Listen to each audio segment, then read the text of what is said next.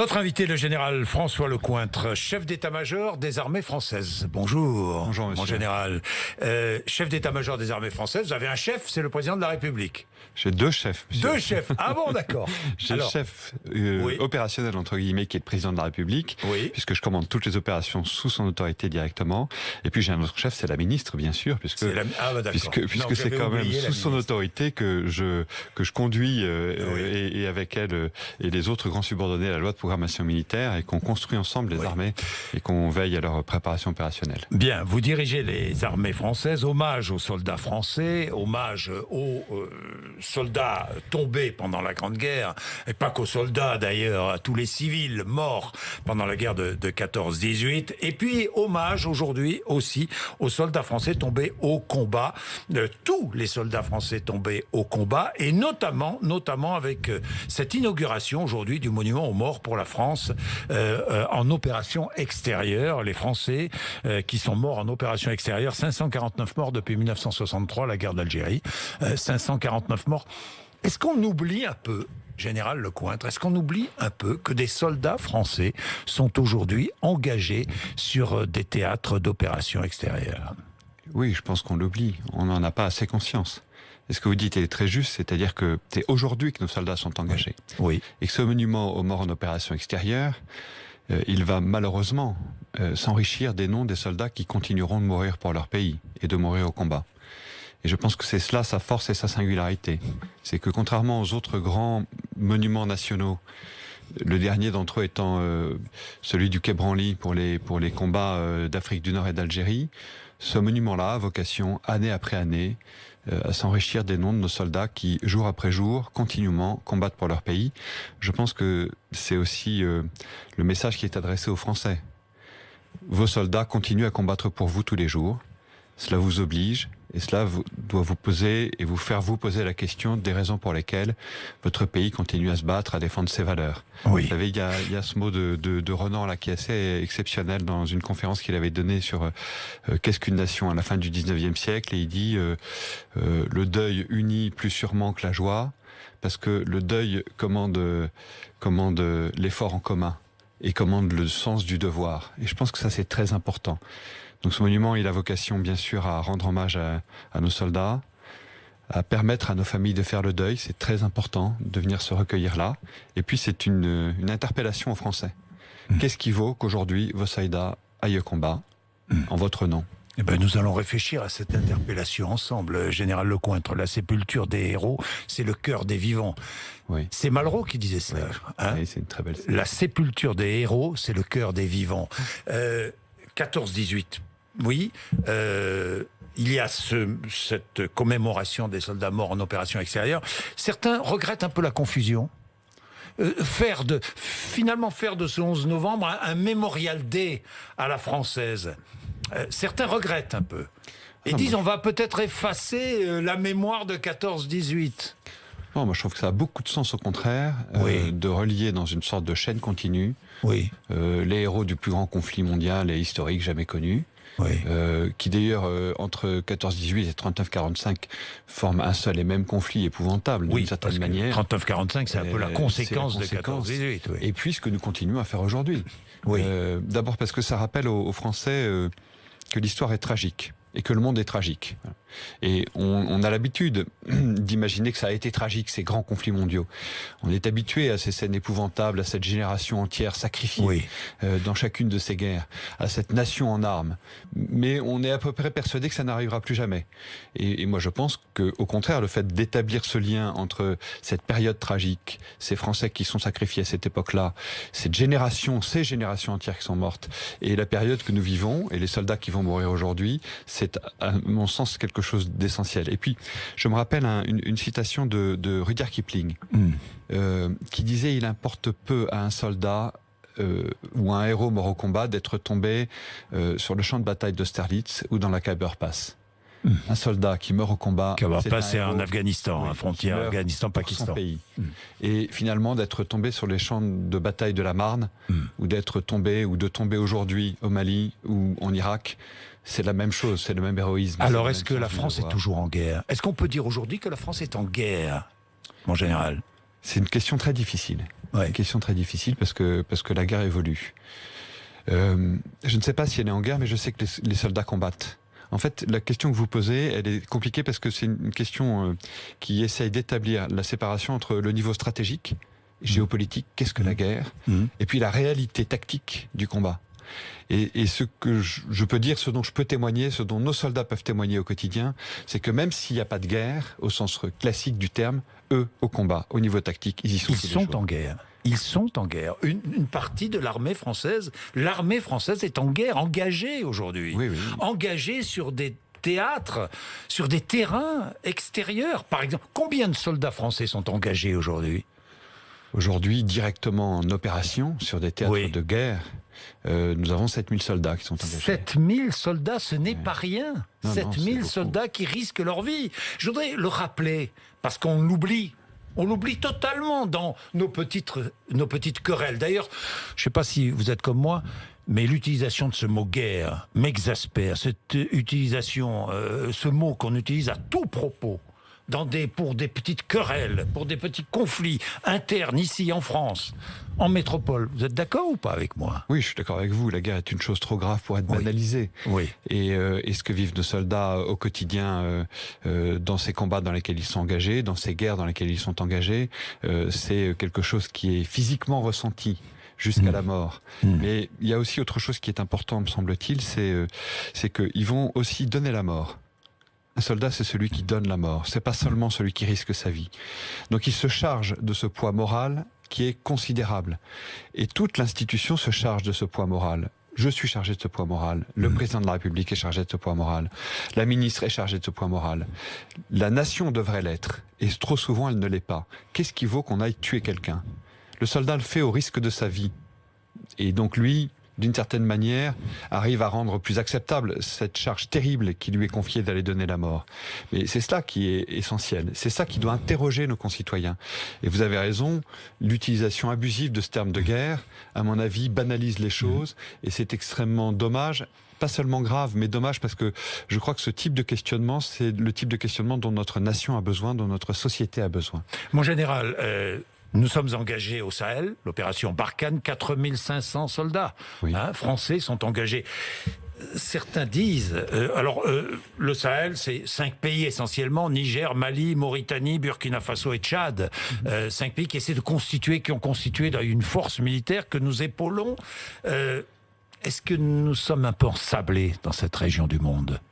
Nous faisons face au terrorisme islamiste qui a peut-être un peu migré d'ailleurs, migré du Proche-Orient, du Moyen-Orient, du Levant, jusqu'au cœur de cette Afrique, continent qui nous est cher. C'est un continent qui nous est cher et dans lequel on est très souvent engagé aussi, et parce que aujourd'hui c'est une journée de mémoire et d'hommage, parce que ce sont eux qui sont venus participer à la libération de notre pays. Ça, c'est essentiel de le rappeler. Bien sûr. Je crois d'ailleurs que c'est au-delà de l'intérêt de la France, de l'Europe, qu'il y a à combattre dans cette zone-là pour stabiliser ces pays, les aider à sortir de ces situations de crise terribles. Il y a aussi une obligation morale de nos pays, de notre belle France, à aller se battre pour les Africains et à leur côté. Mais nous sommes bien seuls. Nous sommes bien seuls, mon général, à aller nous battre là-bas. Nous sommes déjà avec eux. Ensuite, vous avez raison. Est-ce que c'est l'extension du terrorisme islamiste qui vient du Moyen-Orient ?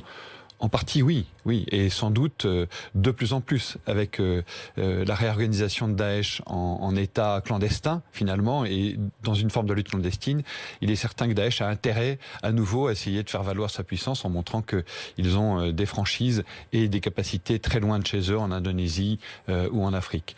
Est-ce qu'on est enlisé Vous savez, moi, je prêche pour la patience stratégique. Voilà, je pense que de toute façon, ces combats sont longs, mais c'est vrai que le combat est difficile. C'est vrai que le combat est difficile et que finalement, les armées et les militaires, y compris de ces pays-là, n'ont qu'une partie de la réponse. Oui. Vous vous rendez compte, il est difficile. Nous allons expliquer, peut-être, vous allez expliquer tellement mieux que moi. Quelle est la superficie de la zone 5 millions de kilomètres carrés. Ça veut dire 10 fois la France. 10 fois la France avec 4500 hommes. Plus, c'est vrai, les soldats des pays concernés, mais des soldats qui sont souvent peu aguerris. Et puis une population qui, parfois, ne comprend pas pourquoi nous sommes présents. C'est vrai ou faux ? Vous avez raison sur les chiffres, c'est incontestable. Et merci de le dire, parce que c'est dérisoire, 4500 hommes, sur une surface aussi immense. Même si, évidemment, nous sommes là avec des armées des pays au profit desquels nous intervenons. Et donc nous ne sommes pas seuls, Dieu merci. Et nous sommes là d'abord en appui de leurs efforts. Est-ce que les populations ne comprennent pas? Moi, je suis persuadé au contraire que les populations, là où elles sont, quand les Français interviennent, comprennent parfaitement à quoi nous servons. Parce que la paix, ils la mesurent concrètement quand nous l'apportons. L'appui au développement, ils le mesurent concrètement quand nous sommes capables de l'apporter. Le retour de la gouvernance de ces États, ils le mesurent très concrètement. Mais surtout, c'est cela, je pense, et vous avez raison d'utiliser le terme de population. L'enjeu de cette guerre, l'enjeu de ces guerres modernes, c'est le cœur des populations, c'est les esprits. Et c'est l'enjeu, l'objectif que nous devons absolument nous fixer, la capacité de ramener la paix et de faire comprendre à une population entière que si elle ne tombe pas dans les raies ou sous l'influence de ces groupements terroriste, elle vivra en paix. Mais est-ce que ce n'est pas une guerre sans fin que nous conduisons là-bas? Non, je pense pas. Mon général, non. Non, ça va. C'est une guerre longue. Vous pensez qu'on va vaincre militairement le terrorisme islamiste dans cette région du monde? Franchement. Heureusement que j'y crois. Et heureusement que je le pense. Non, mais ce serait terrible, vous imaginez. Mais oui, mais je vous pose la question parce que à dire, écoutez, c'est fichu de toute façon. La charia va s'installer absolument partout. Et ces pays vont finalement tomber dans des régimes autoritaires ou sombrer définitivement dans la guerre civile. Ce serait effroyable parce que ça impliquerait aussi une menace terrible pour l'Europe. Et donc, heureusement que j'y crois, heureusement que je le pense. Maintenant, ça nécessite des efforts importants, ça nécessite des efforts. Et nous sommes bien seuls en Europe. Que la France ne peut pas conduire ça. En général. Vous avez raison, nous sommes un peu seuls en Europe et donc nous travaillons, le président de la République, la ministre, moi j'y travaille personnellement beaucoup, à attirer nos partenaires, à leur faire comprendre ces enjeux. Je pense que c'est typiquement un des objectifs de l'initiative européenne d'intervention. Oui, ça va se faire. Ça va se faire, ça va se faire. Il faut convaincre.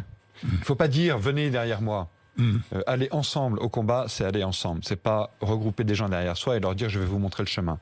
C'est partager avec eux notre appréciation de la situation, partager avec eux les objectifs, convaincre et décider ensemble de ce que nous allons faire. Est-il vrai que des forces spéciales européennes seront déployées au Sahel courant 2020 ? Nous travaillons précisément à convaincre nos partenaires à venir. Des soldats de quel pays ? Je ne sais pas pour l'instant. Non, c'est un travail en cours. C'est un travail en cours pour essayer d'inciter d'autres pays européens à intervenir avec. Alors d'autres pays européens interviennent déjà avec nous. Oui, je sais. Les Britanniques sont avec nous, les Espagnols sont avec nous, les Danois sont avec nous, les Estoniens sont avec nous. Là, il s'agit de franchir un pas supplémentaire. D'aller plus loin. Et d'essayer avec eux d'aller plus loin. Bien. L'opération Chamal, ça c'est l'Irak, la Syrie. Là, 1 millier à peu près de soldats français. 1 millier d'hommes, c'est ça. 1 millier d'hommes. Milliers d'hommes qui ont dû être surpris par l'opération turque. J'imagine.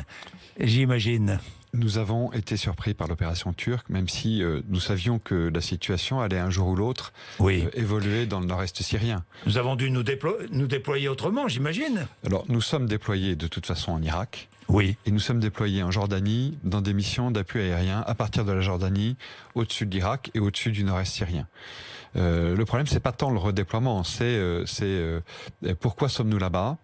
De quelle façon pouvons-nous aider les alliés à battre Daesh et à vaincre Daesh, parce que la lutte continue sur place. Mais la coalition, on ne sait plus ce qu'elle fait aujourd'hui, la coalition. Alors, moi je sais à peu près ce qu'elle fait quand même. Alors que fait-elle, mon général ? La coalition, elle continue à lutter en Irak.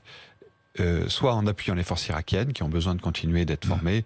Je pense que les missions de formation que nous avons sur place ont formé de l'ordre de 26 000 hommes depuis que nous sommes engagés dans cette opération Chamal.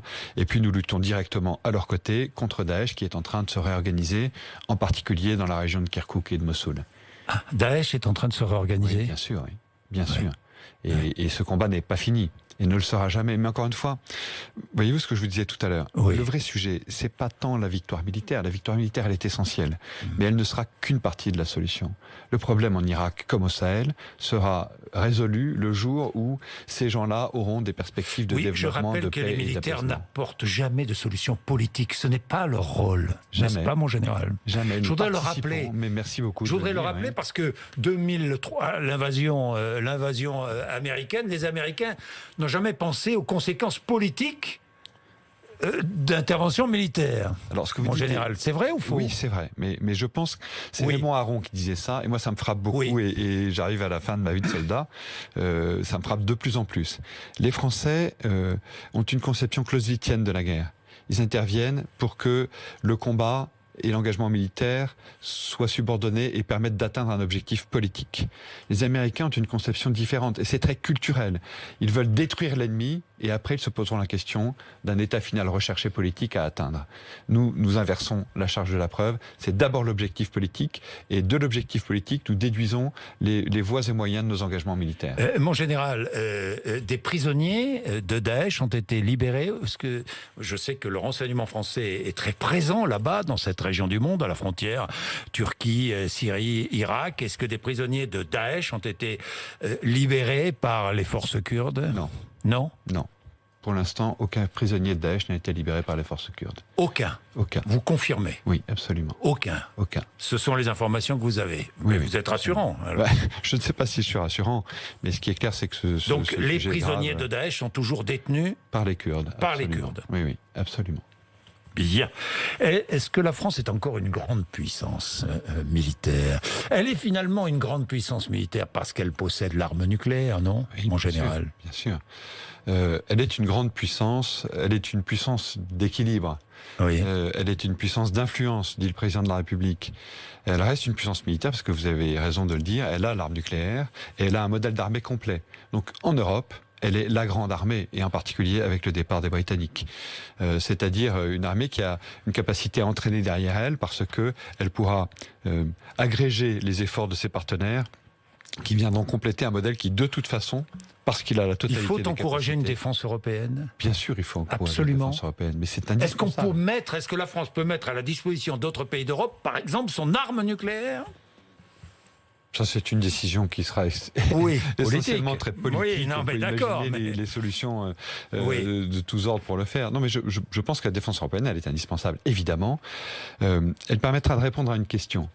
Vous savez, moi, je m'interroge toujours sur la capacité dans laquelle sera la France, une fois que cette loi de programmation militaire et la suivante auront été exécutées, à mettre en place des masses militaires suffisantes.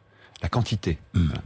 Et je pense qu'une des réponses à la capacité dans laquelle nous serions ou nous ne serions pas à mettre en place suffisamment de bateaux, suffisamment de soldats, suffisamment de chars pour faire face à des conflits qui se multiplient aujourd'hui. Vous l'avez évoqué, le Levant, le Sahel, mais demain peut-être des régions en Asie ou ailleurs. La réponse à cette difficulté sera sans doute en partie une réponse européenne. Il faut absolument que nous construisions une défense européenne, quelles que soient les voies et moyens. Et puis par ailleurs, cette défense européenne, c'est le point de départ de notre autonomie sur le plan de l'industrie et de la technologie.